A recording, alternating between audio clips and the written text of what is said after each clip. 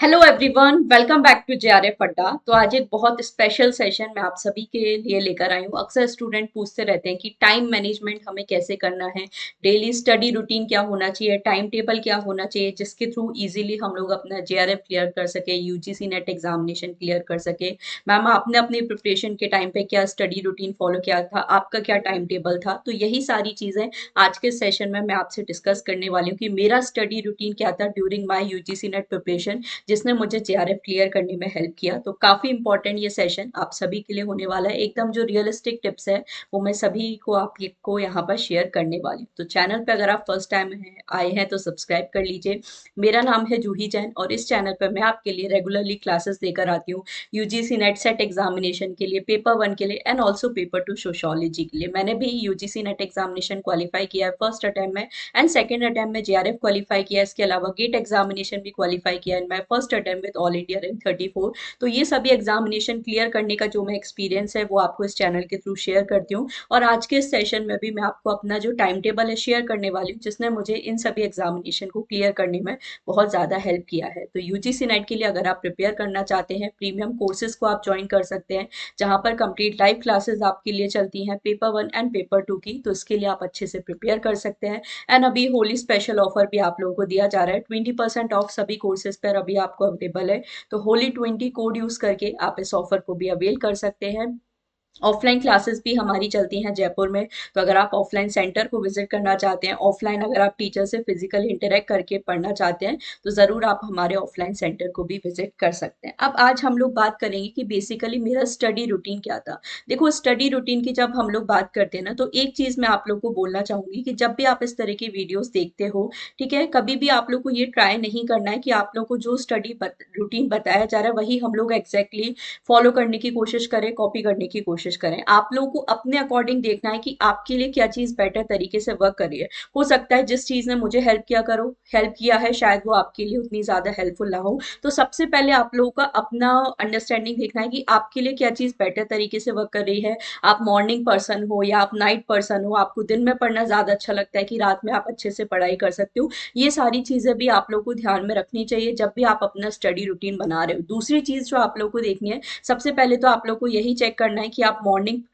Morning person हो या आप नाइट पर्सन हो, मतलब किस टाइम पे आप ज़्यादा अच्छे से पढ़ सकते हो, किस टाइम पर आपका दिमाग ज़्यादा अच्छे से काम करता है, तो वो आपको पता होना चाहिए। दूसरी चीज़, अभी आपका प्रिपरेशन लेवल क्या है। फॉर एग्जाम्पल, आप पेपर वन अच्छे से आपका प्रिपेयर्ड है या नहीं, या पेपर टू पे आपको ज़्यादा मेहनत करने की अभी ज़रूरत है, तो उस अकॉर्डिंग आप लोग को अपना स्टडी रूटीन बनाना चाहिए। आपकी जो भी स्ट्रेंथ और वीकनेस है, क्या ऐसे आपके वीक पोर्शन है जिस पर आप लोग को ज़्यादा काम करने की ज़रूरत है, तो इन सारी चीज़ों के अकॉर्डिंग हमें अपना जो स्टडी रूटीन है बनाना चाहिए। अब जैसे मैं अपनी यहाँ पर बात करूँ तो पेपर वन मेरा एवरेज लेवल का था, पेपर टू में मुझे थोड़ा सा यहाँ पे मेहनत करने की ज़रूरत पड़ रही थी। और अगर यूजीसी नेट एग्जामिनेशन की हम लोग बात करें तो आप सभी जानते हो 150 क्वेश्चन हमें इस एग्जामिनेशन में पूछे जाते हैं। 50 क्वेश्चंस आपके पेपर वन के आते हैं, 100 क्वेश्चंस पेपर टू के आते हैं। तो इस अकॉर्डिंग भी मैंने डिसाइड किया कि पेपर वन में मेरे मार्क्स यहाँ पे, पेपर वन का जो वेटेज है वो कम है, 100 मार्क्स मुझे यहाँ पे लेके आने हैं या 100 मार्क्स का ये पेपर होता है।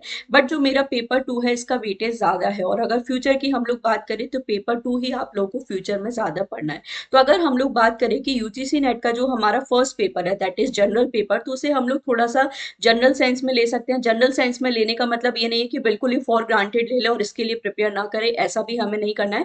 बट एक मिनिमम अमाउंट ऑफ टाइम है जो हमें पेपर वन को देना है, बट पेपर टू को भी आप लोग को उतना ही और अच्छा टाइम देना हो। मैं बोलूंगी पेपर वन से थोड़ा सा जो ज़्यादा टाइम है हमें अपने पेपर टू को देना चाहिए, क्योंकि इसका वेटेज भी ज़्यादा है, सिलेबस भी इसका ज़्यादा रहेगा, कंसेप्चुअल क्वेश्चन भी आप लोगों को पेपर टू में ज़्यादा पूछे जाएंगे एंड फ्यूचर में भी आप लोग को पेपर टू ही अपना आगे लेकर जाना है। जैसे आप रिसर्च जा रहे हो या आप प्रोफेसर बनने जा रहे हो, तो उस सेंस में हम लोग देखें पेपर टू का कंपैरेटिवली वेटेज ज़्यादा होता है पेपर वन से। इसके अकॉर्डिंग आपको अपना जो स्टडी रूटीन है बनाना चाहिए। अब जैसे मैं अपनी बात करूँ तो मैंने अपना जो स्टडी रूटीन है वो किस तरह से बनाया था।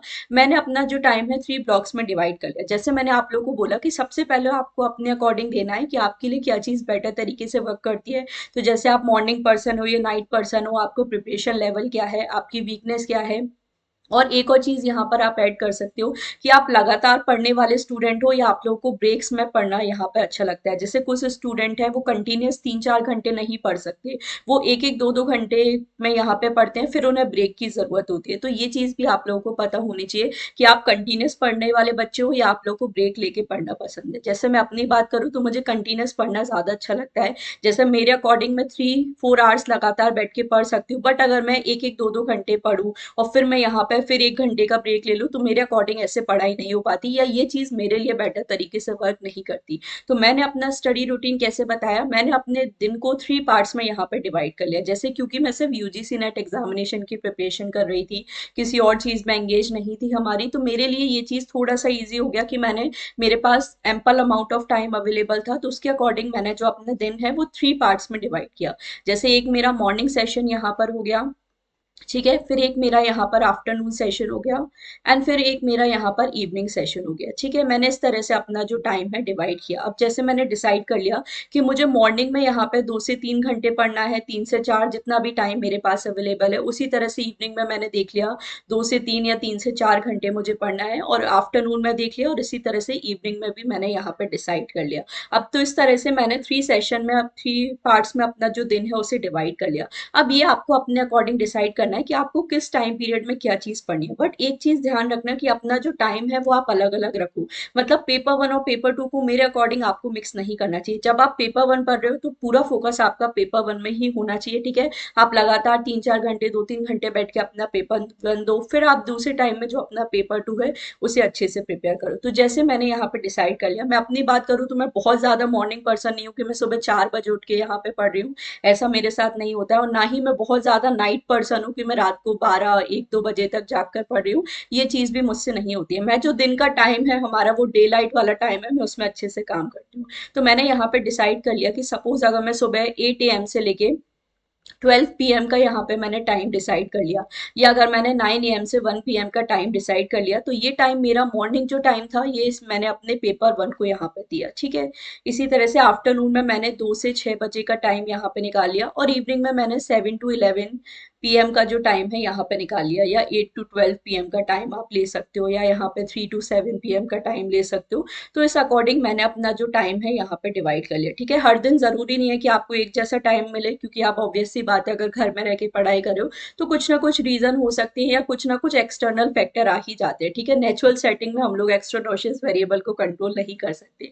तो इस अकॉर्डिंग मैंने अपना जो टाइम है यहाँ पे डिवाइड कर लिया। मैंने देख लिया कि मॉर्निंग में मुझे पेपर 1 करना ज़्यादा पसंद है, तो मैंने अपना जो मॉर्निंग का पूरा टाइम है उसे पेपर 1 में ही दिया। जैसे अगर मैं लाइव क्लासेस भी देख रही हूँ तो मेरी क्लासेस भी मॉर्निंग में हो रही है, तो मैंने मॉर्निंग में सारी पेपर 1 की क्लास खत्म कर ली। अब इस पेपर 1 की क्लास में मुझे करना क्या है, मॉर्निंग में जो मुझे क्लासेस है, जैसे आज के टाइम पे वीडियोस से देखना सब लोग ज़्यादा पसंद करते हैं, तो वीडियोस आप लोगों ने देख लिए, फिर उसका जो नोट्स बनाने का काम है वो भी मैंने कर लिया, अगर मेरे पास टाइम बच रहा है या नहीं बच रहा है। बट मॉर्निंग में जो क्लासेस है पेपर 1 की, वो सारी मुझे मॉर्निंग में ही देखनी है, ये चीज़ मैंने यहाँ पे ज़रूर डिसाइड किया है। फिर यहाँ पर आपने देख लिया जितना भी टाइम आपको मिल रहा है, जैसे मैंने 4 घंटे का यहाँ पर टाइम बना दिया, ये आपका मैक्सिमम हो गया। मेरा क्या है, मैं 3 से 4 घंटे लगातार बैठ के पढ़ सकती हूँ यहाँ पर।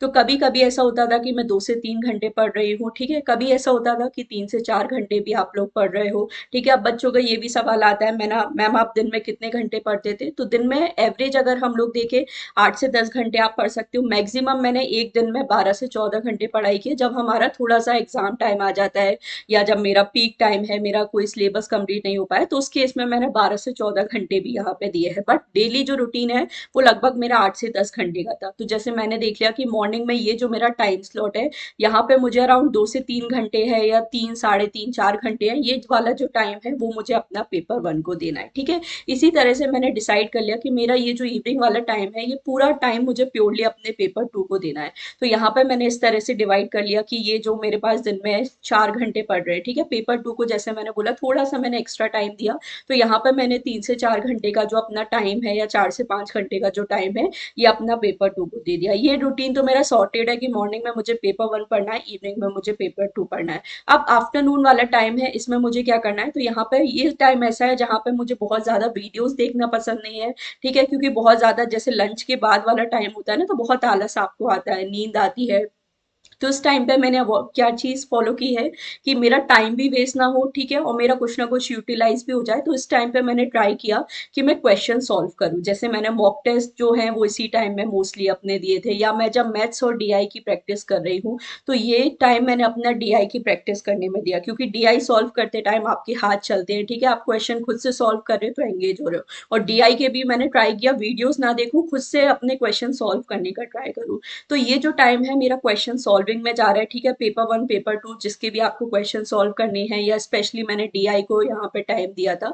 तो इस तरह से 3 पार्ट में अपना जो मैंने डे है डिसाइड कर लिया कि मॉर्निंग में मुझे पेपर वन पढ़ना है, इवनिंग में पेपर टू पढ़ना है, दिन में मुझे क्वेश्चन सॉल्व करने हैं। तो ये मेरा स्टडी रूटीन था जिसने मुझे बहुत ज़्यादा हेल्प किया है जेआरएफ क्लियर करने में, क्योंकि आप बहुत सॉर्टेड हो, कब आपको क्या पढ़ना है, कैसे पढ़ना है, कैसे रिवीजन करना है। या जो दिन का टाइम है यहाँ पर आप नोट्स बनाने का भी काम कर सकते हो, क्योंकि इसमें भी आप लिखोगे तो आपके हाथ एंगेज रहेंगे, तो आपको उतना आलसी वाला या लथार्जिक यहाँ पे फील नहीं होता। तो इस तरह से आप अपना जो स्टडी रूटीन है बना सकते हो, या ये स्टडी रूटीन है जो मैंने पर्टिकुलरली फॉलो किया।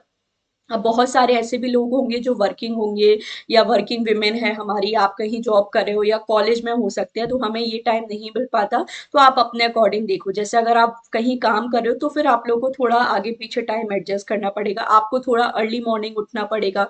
तो जैसे आप सुबह 4 बजे उठ रहे हो, 4 से 8 बजे तक या 7 बजे तक आप पढ़ लो, तो ये आपको मॉर्निंग में टाइम मिल गया, ठीक है। इसी तरह से इवनिंग में आप टाइम निकाल सकते हो, जैसे 10 to 12 का टाइम आप निकाल सकते हो, ठीक है। अगर आप होम मेकर्स हो तो होम मेकर को यूजुअली जो दिन का टाइम है वो मिल जाता है, जैसे 3 से 6 7 बजे का जो टाइम है। तो इस तरह से आप अपने अकॉर्डिंग, अपने कन्वीनियंस के अकॉर्डिंग अपना जो टाइम है निकाल सकते हो। बट ये जो स्टडी रूटीन है कि जहाँ पर आपने बहुत बाइफरकेटेड रखा है, कब पेपर वन पढ़ना है, कब पेपर टू पढ़ना है, कब क्वेश्चन सॉल्व करने हैं, कब मॉक टेस्ट लगाना है, इस तरह से जब आप अपना डे प्लान करते हो, और अगले दिन का प्लान आपको पहले ही रेडी होना चाहिए, ठीक है। टाइम तो आपको पता है, बट आप जब सो रहे हो तो आपके पास नेक्स्ट डे का प्लान रेडी होना चाहिए कि मुझे क्या पढ़ना है नेक्स्ट डे, ठीक है, कौन सा टॉपिक कवर करना है, कौन से नोट्स बनाने हैं। जब आपके पास ऑलरेडी ये चीज़ें प्लान्ड होंगी तो आपका नेक्स्ट डे टाइम वेस्ट नहीं होगा, और बहुत सॉर्टेड तरीके से आप अपनी प्रिपरेशन कर सकते हो। तो ये स्टडी रूटीन है जो मैंने अपनी प्रिपरेशन के टाइम पे फॉलो किया था, एंड आप भी इसे फॉलो कर सकते हो। तो आई होप ये जो सेशन है आप सभी को हेल्पफुल लगा होगा। आपको कुछ ना कुछ टिप्स जरूर मिली होंगी कि कैसे हमें अपना टाइम मैनेज करना चाहिए, पेपर वन पेपर टू कैसे बैलेंस करना है, कैसे सारी चीज़ों को टैकल करना है। तो अगर ये सेशन आपको अच्छा लगा है तो ज़रूर सेशन को लाइक और शेयर करना है। बाकी चैनल को सब्सक्राइब कर लीजिए, फॉलो कर लीजिए। इसी तरह की इंपॉर्टेंट वीडियोस यहाँ पर मैं आपके लिए लेकर आती हूँ, और कोई भी ऐसा टॉपिक है जिस पर आप चाहते हो कि मैं आपके लिए वीडियो लेकर आऊँ, कुछ स्ट्रेटेजी अगर आप जानना चाहते हो जो मैंने अपनी प्रिपरेशन के टाइम पे फॉलो किया है, तो वो भी आप मुझे कमेंट सेक्शन में बता सकते हो। So that's all for today, thank you so much for watching.